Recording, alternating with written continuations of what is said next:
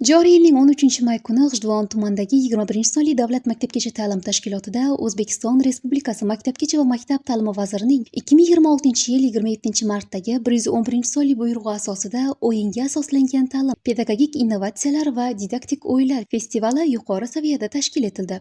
Mazkur festival maktabgacha ta'lim tizimida bolalarning tabiiy qiziqishlari, erkin fikrlashi va faol ishtirokini qo'llab-quvvatlashga qaratilgan. Tadbirda 11 ta hududdan tashrif buyurgan 55 nafar fidoyi tarbiyachi pedagoglar ishtirok etib, o'zlarining innovatsion g'oyalari va didaktik o'yinlarini namoyish etishdi. Taqdimotlarda ilk qadam milliy o'quv dasturi hamda o'yinga asoslangan ta'lim tamoyillari asos qilib olindi. Festival doirasidagi ijodiy marafon esa ishtirokchilar uchun haqiqiy mahorat maydoniga aylandi. Jamoalar qisqa vaqt ichida yangi didaktik o'yinlar yaratib, ularni taqdimot orqali namoyish etdilar. Tadbir Buxoro viloyatidan tashrif buyurgan metodist hamda ekspertlar tomonidan kuzatilib, munosib baholandi.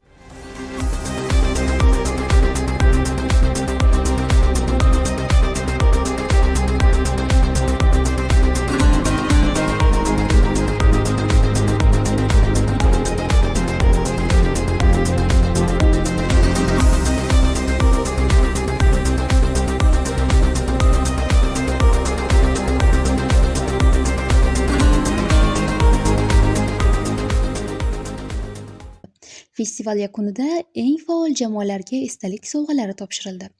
Shuningdek, 21-son davlat maktabgacha ta'lim tashkiloti rahbariyatiga G'ijduvon tuman hokimi nomidan tashakkurnoma berildi.